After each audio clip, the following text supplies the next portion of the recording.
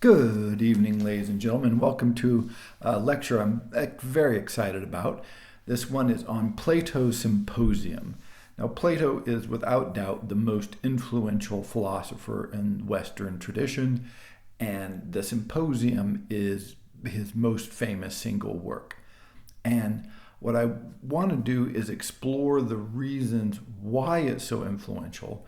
And even if you've never heard of Plato or never read the Symposium, why your thought, your worldview, your outlook, if you are raised in the West or in Islam, by the way, hugely influential on the Islamic canon, then your thoughts and your worldview have been framed by and underwritten by concepts that Plato championed. Whether he was the originator of them, hard to say. But certainly he is the one that brought them to the fore. And for 2,500 years, they have influenced at this very deep level how we view the world and how we understand and what we expect from various kinds of interactions with the world, or understanding how we view science, God. Just it's endless. It's endless, as you'll see. And so I don't want to do just a full overview of the Symposium. That would take a very long time indeed. It's worth doing, but it would take longer than we have this evening. And it would not, I don't think, expose why the Symposium is so important. So generally it's presented like, oh, here's this important thing, here's the Symposium, let's work through it.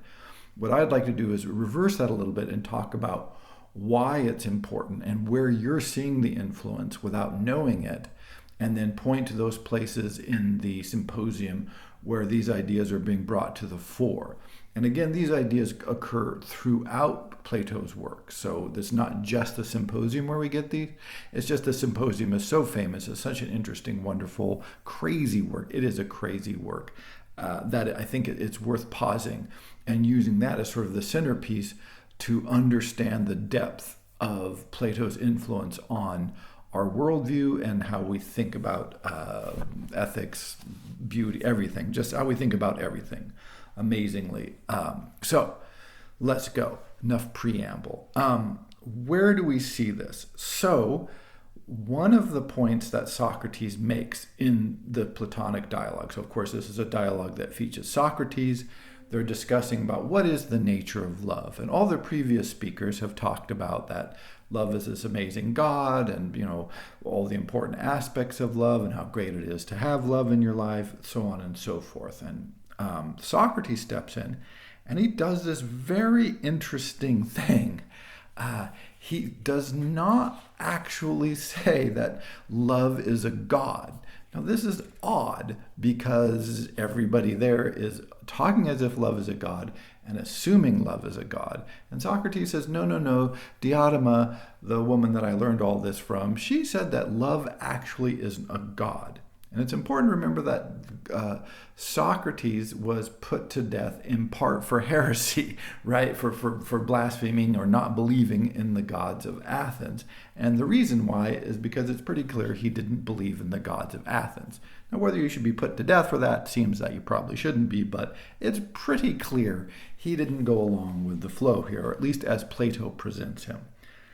Now, what he does is, after everybody else has talked about love, he says, hey, love can't be a God because it's not universal, it's not eternal, it's not invariably good, it's not unchanging, it's not beautiful, and it's not complete.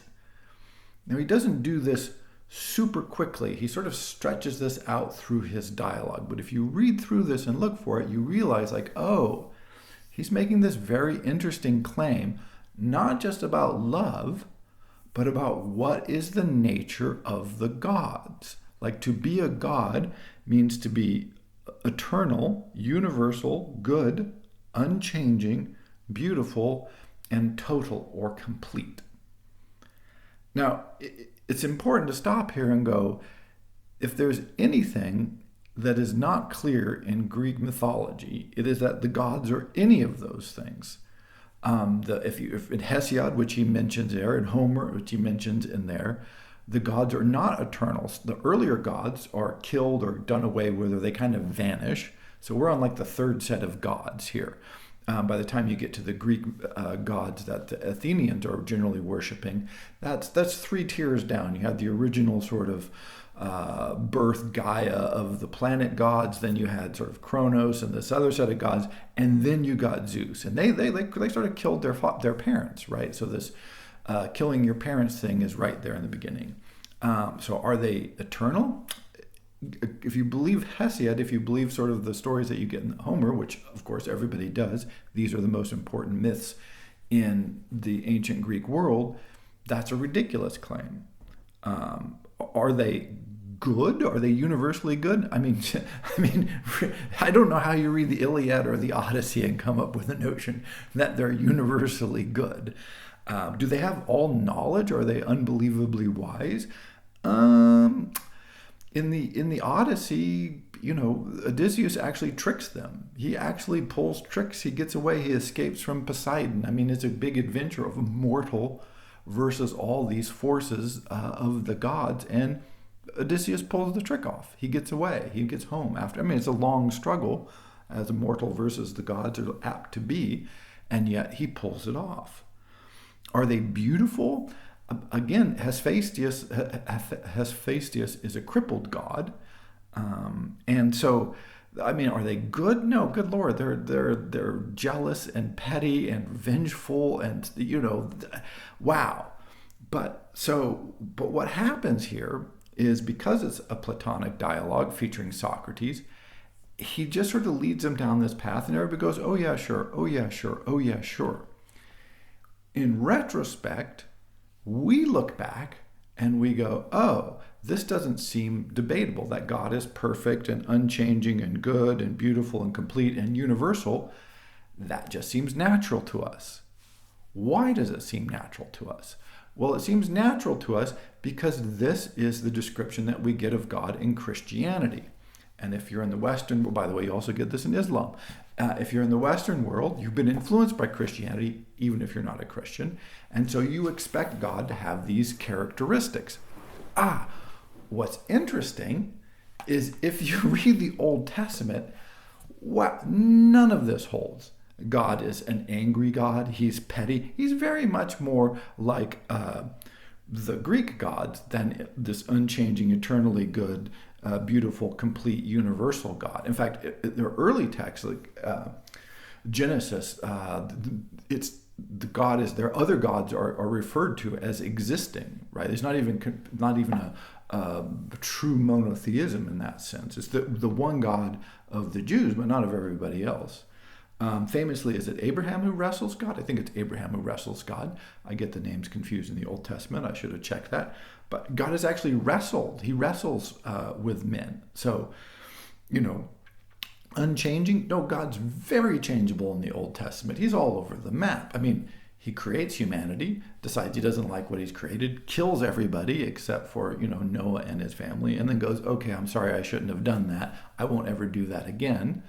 So this is not a universal, unchanging, perfect God. This is the crazy God of the Old Testament. Move forward to the New Testament. Once again, there are very, very few passages in the New Testament in which God is referred to as being perfect. The Greek word here is teleos, or unchanging, or having all of these properties. And these people were influenced already by Platonic thought. So some of the description in the New Testament goes a little farther this way. But what happened is, over the intervening, 2,000 years, the Platonist and Neoplatonist, in particular Neoplatonist thought, influenced the way Christianity was read, to the point where now we think of what Socrates or Plato's description of God as perfect, unchanging, universal, good, beautiful, eternal, as what we expect of a God. Even though neither, particularly in the Old Testament, but very weakly in the New Testament, is this really a thing. And so with these ancient biblical texts, or ancient texts of any kind, you have they're very thick, lots of crazy stories. They're not written in a way we're used to. And so you have this sort of choose your own adventure. And so different cultures will take different parts, and different periods of history will emphasize different aspects. And so what happened is all of your big thinkers, St. Jerome, St. Augustine, St. Aquinas, right, Thomas Aquinas, were, massively influenced by Platonic and Neoplatonic thought. And so they wrote into our understanding of how the Bible is written and what matters in the Bible and the nature of God that's in the Bible, something that really you would have to search pretty damn hard for on your own to come up with this. And other people have commented on this. This is not original with me, of course, but have commented on where did this nature of concept come from? Because it doesn't seem to be all that textual. And this is the unbelievable influence and power of Platonic thought.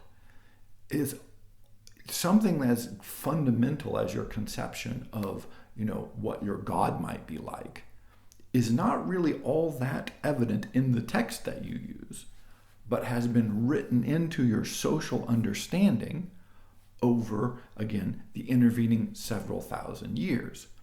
And because it's a Socratic dialogue in the text, no one stops Socrates and says, hey, well, I don't think that's true. Think about all our gods. They act crazy. They seem to have desires. They seem to be unfulfilled. They don't seem to be pure. They're not all beautiful. They're not all complete. Why would love need to be that way? But they don't. And the trick is, of course, that Plato is controlling the dialogue. It's a very stage set, play act kind of thing. But what's happened in the intervening years is this no longer even looks controversial to us. This doesn't even look debatable. And so we just go along with okay, yeah, that's right. That's how God is. God is this way. No. Plato is making the argument that God is this way. It just turns out that he really won the argument. Wow, that is a big argument to win. So generally, the conception of God that has come down to us is a conception that was promoted by, championed by Plato, and followed up on by the Neoplatonists, and then the church fathers wrote it in there. And so this conception is right there core to our understanding of, sort of the metaphysical world. And of course, this is key to understanding what's going on in the Symposium. Second, and again, unrelated, if we just go along with concepts of influence of Christianity, in the Symposium and the Phaedrus and other places, Plato makes a clear argument that basically your body is bad and your soul is good. Body bad, soul good. Now, a couple of points here. The entire staging of the Symposium plays this out. So Socrates, they had a big party the night before the Symposium takes place. And Socrates didn't go because it's just going to be a big drunken orgy. And I don't go to big drunken orgies because that's sort of, bacchanalian, and that's the body, right? And then as they're walking to go to the party, the second day when he thinks it's going to be less people and there won't be many around and there'll be more opportunity for conversation and life of the mind, he stops and sits outside and thinks for a long time about something. We never find out what. And everyone's like, oh, try to get him in. And the other guys are like, no, he won't come in until he's done thinking. Life of the mind, more important than coming in to join your friends for a party. And then when he shows up, everybody's like, look, we drank so much last night. We don't want to get drunk tonight. Let's have a meaningful, deep philosophical conversation.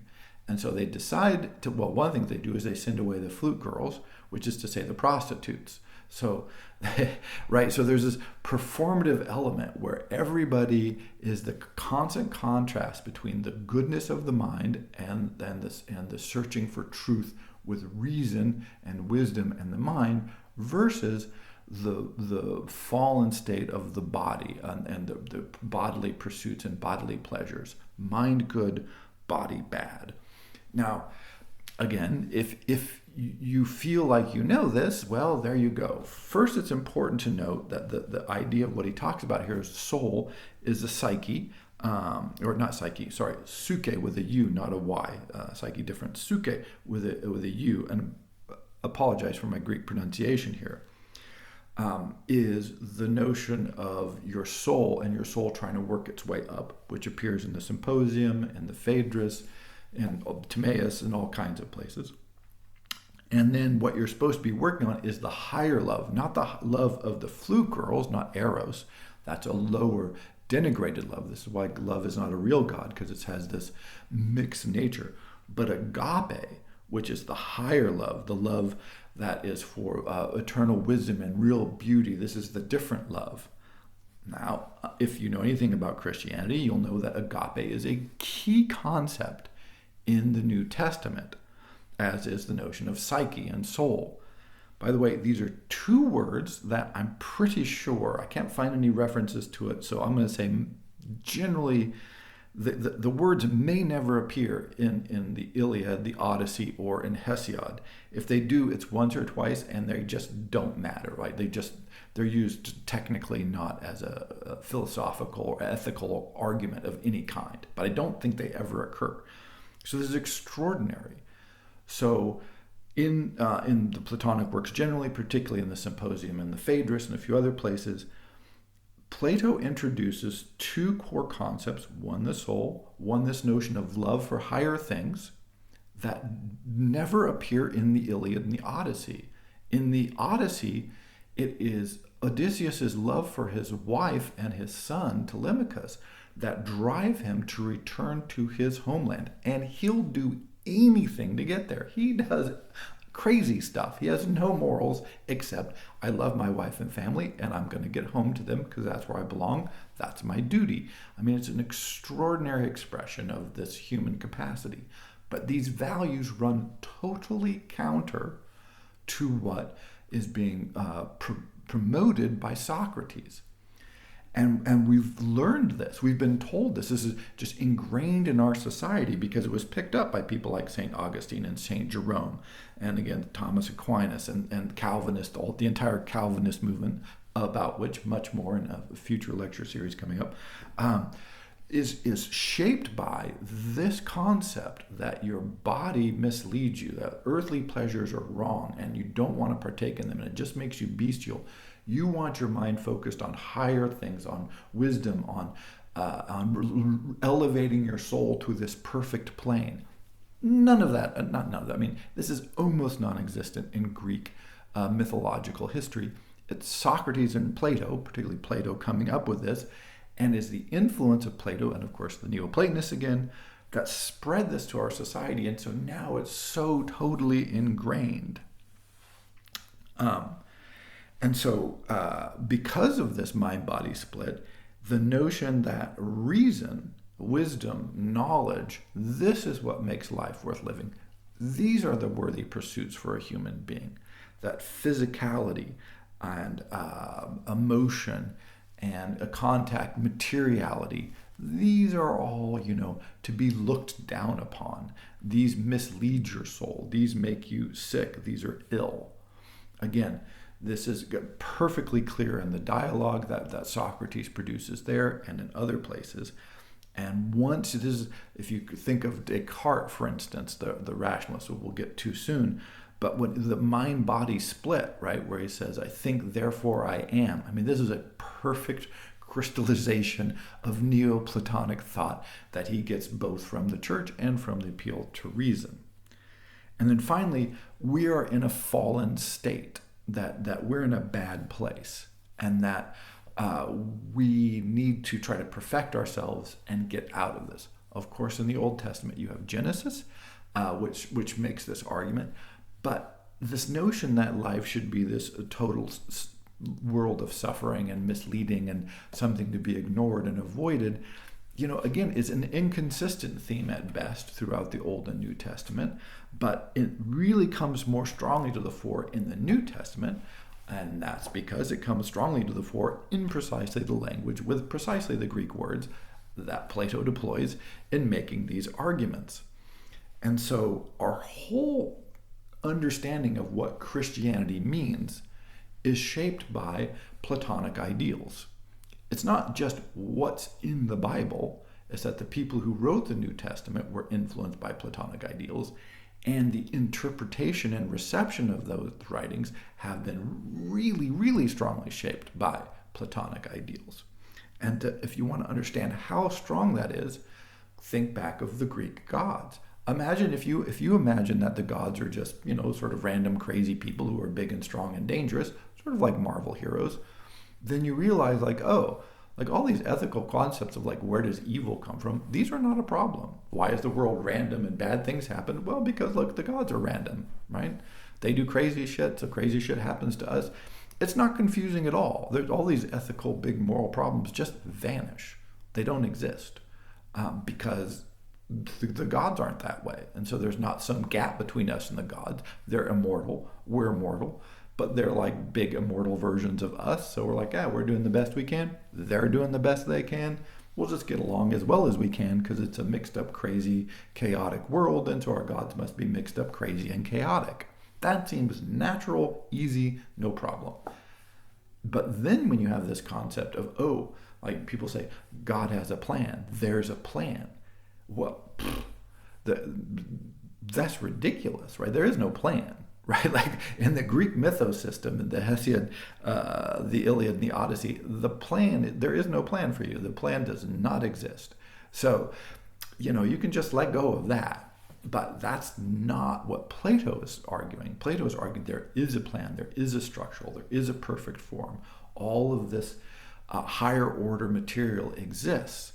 And when we read back into the Symposium and his other works, what we often miss is that it is an argument, that people did not believe this because A, Plato, a good writer, he sort of suckers us in, and B, because we're already pre-convinced. In fact, one of the most interesting aspects of philosophy to me is when you find those things that you actually believe without knowing you believe them. And if you read the Symposium and you read Socrates' speeches and Platonic dialogues, you should every time you nod your head and go, yeah, just stop and go, wait, why do I believe that? Why am I go, okay, sure, that makes sense. Okay, sure, that makes, often they don't make sense at all if you haven't been pre-convinced, if you aren't like already imbibed the Socratic and Platonic ideas. If you haven't, then you're like, oh, hey, wait a second. Why are the gods? Who says the gods are perfect? I don't think the gods are perfect. Maybe the gods are totally imperfect. Why can't we have imperfect gods? Why can't we have just crazy random gods? I mean, again, you look around the world and you go, man, I think crazy random gods makes more sense than a perfect, loving, good God of unchanging. Right? That just makes no sense. Because then you have to explain all the craziness and chaos of the world, and it produces all these, insoluble ethical and intellectual dilemmas that, the church fathers and other thinkers have been tap dancing around for a few millennia. We can get rid of all the tap dancing by just going, oh yeah, the gods are nuts. Okay, fine, there you go. Problem solved. But that's not where we are. So one of the huge influences of the Platonic system that you see when you read the Symposium is this idea of the shaping of our understanding of Christianity, the nature of the soul psyche. This word occurs all over the New Testament, and particularly the idea of agape. Like, I don't know how many times agape occurs in the New Testament. It's more than 7. And that is the one that just really has come to the fore, is that there's this higher love, not lower love, but higher love that we should be pursuing for some reason. The reason is because of Neoplatonism. By the way, just as a side note, if you look, God is almost never in the Old or New Testament, by the way, described as perfect. Potentially 3 references in the Old Testament and a few in the New Testament if you stretch. But even then, even with the Platonic influence, the concept is sort of there floating around, but it's very soft. It's not one of those strong points of emphasis. It's only the later interpretation that has convinced us of this, because the word teleos occurs, which is the word for perfect, by the way, in Greek, or one of them, and it occurs rarely in the New Testament. It's not scattered all over the place. So besides the Platonic influence on the Christianity, then you get, what's the big counter movement of Christianity? Well, the big counter movement. Oh, by the way, I should mention that if you look at the Calvinist Reformations following on the religious wars, the argument was that one of the key arguments is you don't need a pope. You can have direct access to God. There are a lot of other arguments, but this is a real key one. Again, pure Neoplatonism, that your relationship to the higher plane to the gods, to God, is mediated by you, your reason, your life, your searching, your soul. It is not mediated by a pope or priest, or does not need to be mediated by a pope or priest. They don't work magic, because reason, wisdom, insight, meditation, reflection will get you to where you want to be, won't perfect your soul, because of course we're fallen and damaged, but will help you move in the right direction towards God. So one way to read the split between the Catholic Church and the Calvinist doctrines is simply an argument within the Neoplatonic tradition. There's nothing that they argue about that really is strongly outside of Platonism, right? They're like, oh, do you need an interlocutor? Do you need someone to help you? Can they do that for you? And if you read, for instance, the Republic, this is one of the things that the wise people are supposed to do, is help guide the unwise to live better lives, right? And these are the kinds of arguments that papal defenders of the papacy would make, that, right? We need these intermediaries to lead us and help us know better and be sort of our philosopher kings within a religious context. So even the schism in the church, we go, wow, that was a huge break. Well, that's where we can read it as one way. Maybe it's stretching a little bit, but I actually don't think it's stretching it that much. Is really, this is an argument within the Neoplatonic tradition. And both sides are equally Neoplatonic when they come out on the other side, just with a different emphasis. So the big break with the church comes when you get to the Enlightenment. Now, the Enlightenment really moves against, of course, famously, the power of the church as conceptualized in institutions. But notice what they did emphasize. One, reason mixed with the weird mix of metaphysics. So that if you read the Enlightenment thinkers like Newton, Leibniz, Spinoza, Kant, right, one of the things that always stands out against us is, wow, they're reason, and then you get this like heavy dose of metaphysics tossed in there. Spinoza being perhaps the great example. It's not even clear what exactly he believed in. He believed in something very Platonic, this world-encompassing spirit mind thing. Hegel has something like this. Schopenhauer has something like this, right? You get these notions. So all of these great Enlightenment thinkers are heavily influenced by this notion of reason, influence with this weird dose of metaphysics, which is pure Platonism, by the way. And this is why so many of the early Enlightenment thinkers were deists. What they want to do is get rid of all of the conjury-jiggery around religious institutions, which, by the way, is exactly what Socrates is doing in these dialogues, which is why he got in so much trouble. He's arguing against the traditions and religious structures of his time and place and the mythology of the Greek world, and saying, look, that's all just crazy nonsense. There's this higher order. You don't need all this stuff between you. It's you working your way up to God. And so when the Enlightenment thinkers try to get rid of the church, it is directly analogous to and modeled upon what the Platonic thinkers were trying to do in saying, hey, this religious structure is throwing us off. And then, of course, you have this concept of which is hugely influential in the Enlightenment, that society should be directed towards the good and can be directed towards the good. Once again, this discussion talks about what is the function of love. How does love help us? How does love help societies function? You get this particularly, of course, in the Republic, which meditates at great length on precisely this question, but you also get this in the Symposium. And of course, here you have, Voltaire, Rousseau, Jefferson, et cetera, all the great social thinkers of Montesquieu. Probably should throw Montesquieu in there, I guess, are arguing in line, just Neoplatonic lines. I mean, they're just, this is arguments that you can look back and find in the Republic, you can find in the Symposium. Light in the Symposium, not very political in general, but if you know what you're looking for, you'll see it leap out off the page at you when you read the Symposium. And then again, you see this when the endless emphasis, you say, okay, what's the next big revolution, or one of the next big revolutions in Western intellectual tradition is the scientific revolution, as it's called. And this is the pure rebellion against metaphysics. Now, Socrates is never going to abandon metaphysics entirely. However, or Plato for that matter. And so science tries to rebel against metaphysics, but notice what it rebels in metaphysics in the name of. And this is that there's a realm of true knowledge that exists that can be accessed by, inspection, experimentation, careful reasoned constructions of laws with logic.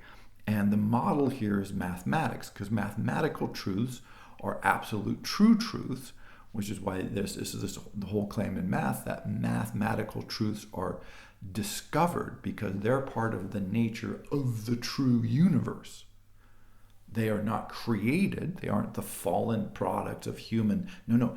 Scientific truths are capital T, ontological, absolute truths, and you can know them. And so one way of reading the scientific revolution is simply Platonism with zero metaphysics, which is not really that. I mean, that does, by the way, subtract from Platonism, because Plato always had this metaphysical element. But then what it does is it sneaks the exact Platonic metaphysics back in through the back door, because it appeals to this absolute realm of knowledge, of this absolute condition, these invisible laws of nature that can be discovered, articulated, proven with perfect reason, and known absolutely.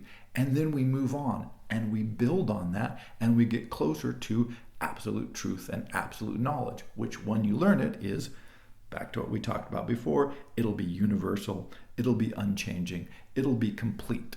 And often it's described, by the way, by scientists and mathematicians as being beautiful, right? Like this is that the truth, when you get that, is a beautiful thing. So all of so you can see the influence here. All the characteristics that Plato came up with for God, which were not the characteristics of his society whatsoever, have been translated magically 400 years later for the scientific revolution into theoretically an anti-metaphysical movement, which in fact has incorporated within it this incredibly strong metaphysical belief that it took from Plato.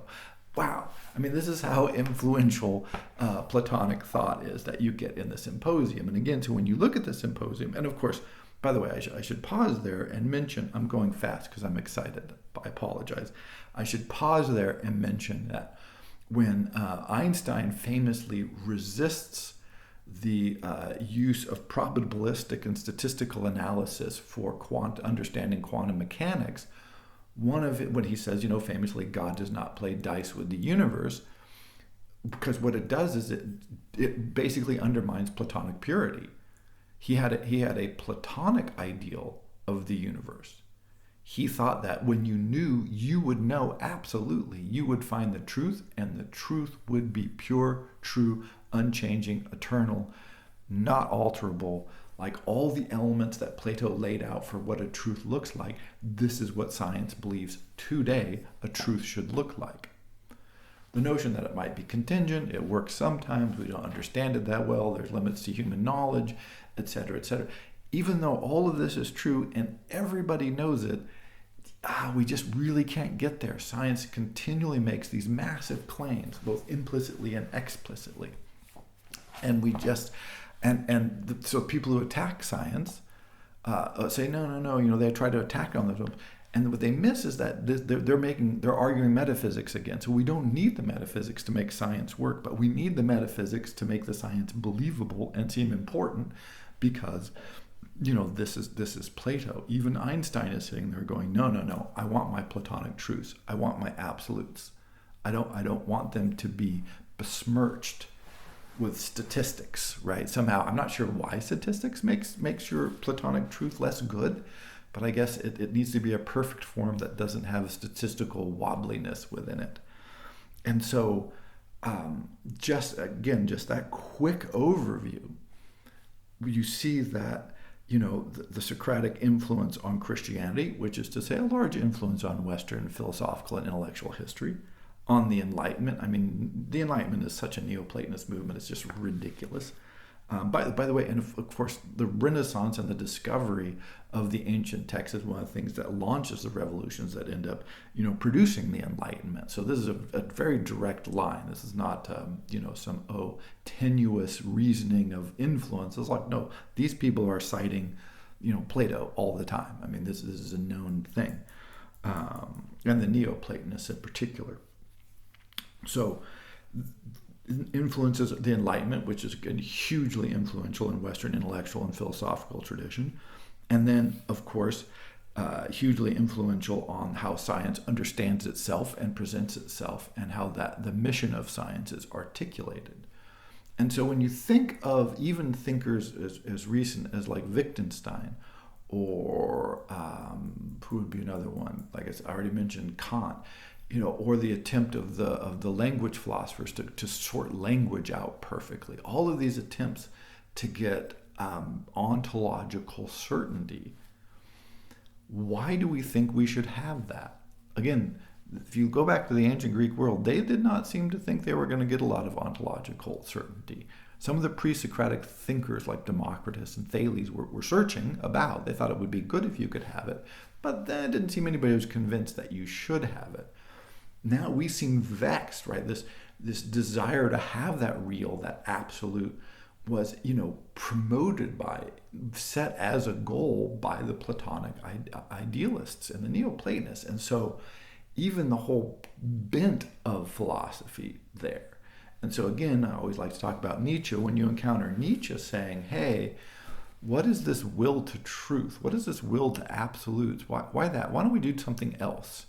This is not a small variation. This is not like some interesting side gambit that he's suggesting. This completely undercuts just about every part of the Western philosophical tradition, because so much of it has been built on the Platonic model of having absolute forms and absolute truth and unchanging and universal and complete as the guidelines for what is important and what matters. And those things that aren't that way are just suboptimal. They aren't interesting. They actually are misleading you. You should only look at those things that are universal and true and right and correct. Otherwise, and good. Otherwise, you're wasting your time and in fact damaging your soul. So it's not just like, oh, not a good thing to do. It's a really bad thing to do.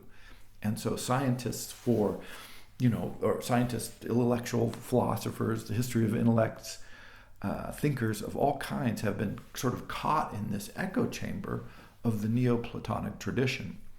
And so now if you keep that in mind when you approach a symposium, what you'll see is like, hey, Socrates is going to this party. And by the way, this is a secondhand, narration, right? Theoretically, Plato is recording something that he heard from somebody else who heard it from somebody else, which is ridiculous because, Plato probably got it much more directly than that. But that's his gambit, probably to put some distance between himself and the fact that there would still be people around who either had first or second-hand accounts of what had happened at the party. And so if someone came at him and said, look, you've got this all wrong, he could say, well, it wasn't me, it was this other person who mistold it to me. And then they could say, hey, it wasn't me, it was this other person. So it's sort of plausible deniability, I guess you would say, that he's built into this dialogue.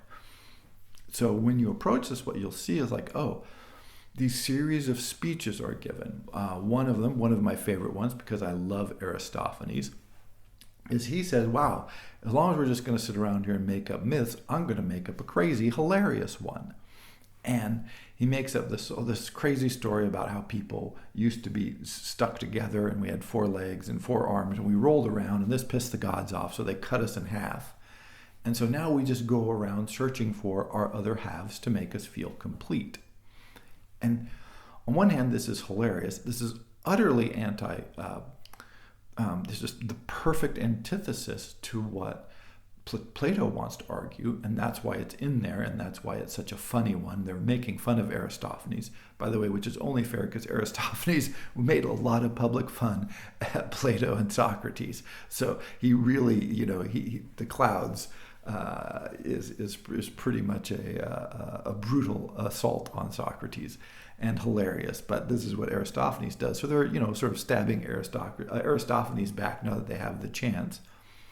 But what Aristophanes is saying is like, look, you're incomplete without your love, and that love, when you find them, will make you complete. That feeling of wholeness, of feeling better when we have our loved ones, our lovers, our families around us. This focuses you on the earthly, the human, the physical, the palpable, which, of course, as we recognize now, is precisely what you're not supposed to be focused on. You're supposed to be focused on the higher orders, the other elements of perfect forms, and your soul rising up through all these levels, etc., not on, oh, if I can find someone, love them, and have a good relationship with them, there you go. That's a really great achievement. For Plato, this is actually not a great achievement. This is a misattribution of your attention that is probably going to damage your soul. And then you have other speeches which extol the virtues of love. It's motivating, it makes you do things, it brings you joy, it brings you pleasure, it celebrates life, right? All of the earthly great things about different kinds of love. By the way, love of your family, erotic love, of course, is key here. And by the way, this whole time they're all hitting on each other, and they're all trying to pick on each other. Particularly, this will become important at the end when Alcibiades shows up. So these series of speeches are not random. They aren't unconnected. What they are is a series of wrong thinking about love. But before you, and you know this now, but think about what these different speeches actually say about love, and love in its many different splendors, and ask yourself, well, who do I agree more with? Right? Which of these arguments do I find most convincing? Which God would I like to worship? How would I like to incorporate love into my life? Because again, what happens is we're so preconditioned to think the Platonic argument is the better argument that we get confused, because it is a complex thing that he lays out. And it's complex because he can't say it directly, because it would be, well, probably heretical, but also it would run counter. I think people at the party would go, oh, come on, Socrates. So he foists his speech off on Diadema and says, oh, I learned this from this very, very wise woman. She taught me about love. And what she said about love is this narrative. And the narrative of love for Socrates is that it is birthed of poverty and plenty. And plenty gets drunk at a party, and poverty sees the chance to impregnate herself on plenty. And so then she gets pregnant, and she's going to increase her status in the world, because now she's going to have the God Plenty's child. And that is the child love. This is the birth of love. That love is in fact a type of poverty. It's a type of neediness. It's a type of incompleteness. And what Plato says, or Socrates says, well, I keep saying Plato, it's Socrates, but let's just say Plato. What Plato is arguing is that, love is not this great God. In fact, it says it's not a God at all. Well, Diadema says it's not a God at all, but that it is this sort of bastard child that is a daemon in between human and the gods, and that is not to be trusted. It makes you think incorrectly, and that there's only one good kind of love. All the other kinds of love are just lower and bestial and mislead you. And so it's like, oh, now, hey, wait a second here. Let's ponder this. And so when this incredible contrast has been given, and Socrates has given his speech, rather than anyone else being able to come in and argue against Socrates, so we don't get that. What happens is Alcibiades shows up, and he turns the party. He's the party starter. Like Alcibiades is the original guy who gets the party going. So he's young, he's handsome, he's rich, he's famous, he's everything you're supposed to want to be, but he's also the villain. For Plato, he is the villain. So he comes in, he presents his sensuality, he gets everybody drinking. In fact, he gets everybody to pass out drunk again, as they all said they weren't going to do, but of course Alcibiades gets them all to do this. And so they're all subsumed into their bestial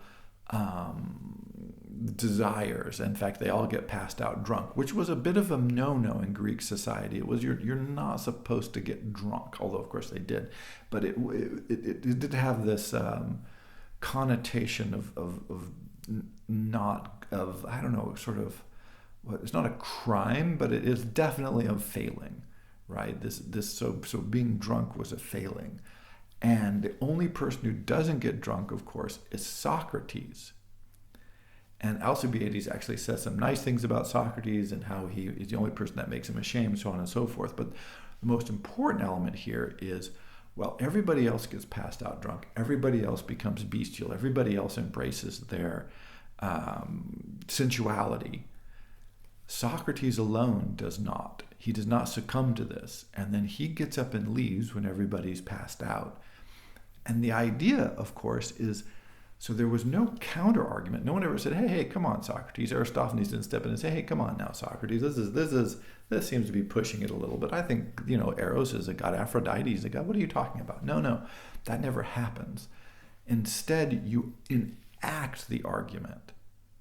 So if you have 2 or 3 people arguing, and one of them says one thing, and the other 2 or 3 say another thing, and then those 3 people do something really pretty atrocious or embarrassing or wrong, then we go, I think that person who's upstanding and moral and impressive is probably right. The example, by the way, speaking of Confucianism, the example makes me think Socrates is correct. Not the arguments per se, which are hard to follow, and I got all confused, but I think, look at the nobility of his character, therefore what he argued must be correct, because look at the other people who had different arguments, they're all passed out drunk. That doesn't look very impressive to me. Of course, because I'm not passed out drunk. If I had been drinking, I would probably like the other people a lot better than I would like Socrates.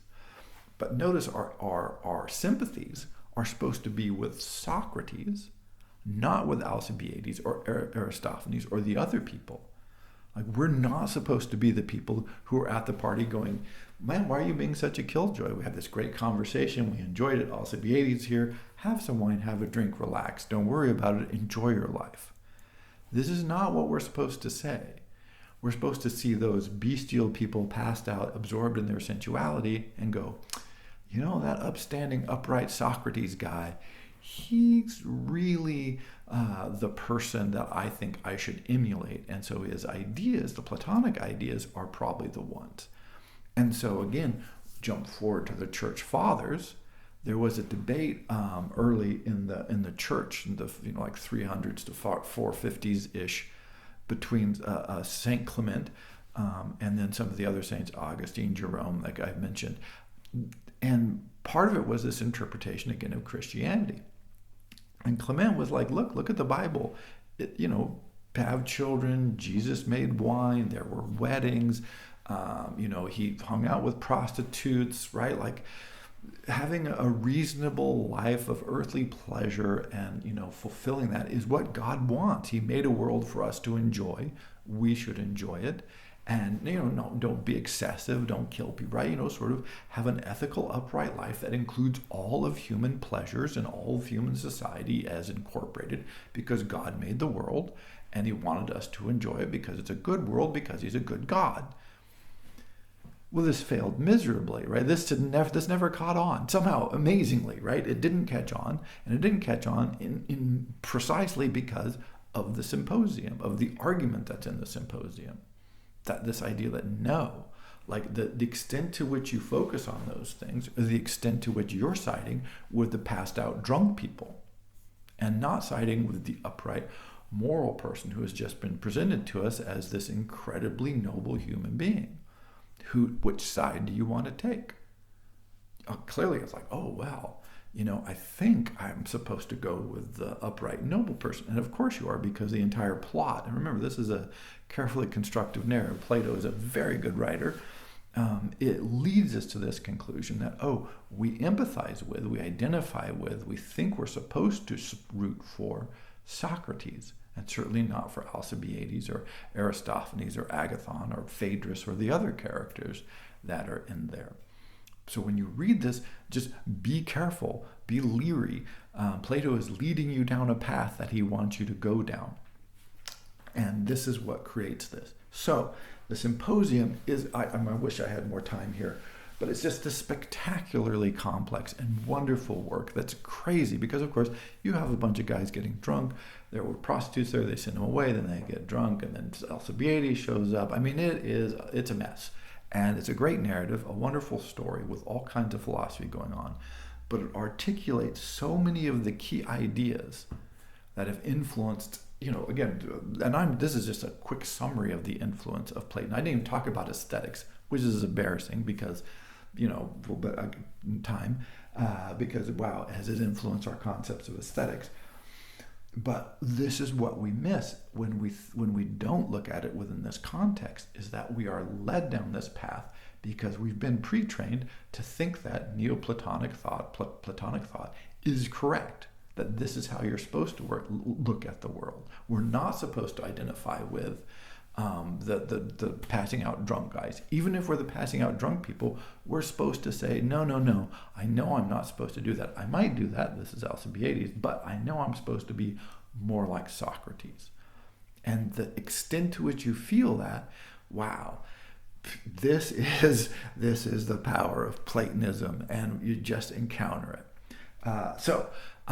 Wrap that up. For those of you who are interested, again, the Dialectic app, we've changed the name from Book Connect to Dialectic for some reason. I don't know why, but we did. So I'll put a link below. I think this is the perfect example of why you want to use the app, because to read through the Symposium, to be able to take notes, because you need to take notes as you go along, so it sort of encourages you to do that, and then to be able to highlight things and get references and other elements defined right there on the page for you. I find it immensely helpful, and obviously I've been doing this for a long time, but to be able to have those quick, like, okay, what Greek word is actually being used there? What reference is this? Okay, remind me again how old Alcibiades is when this takes place.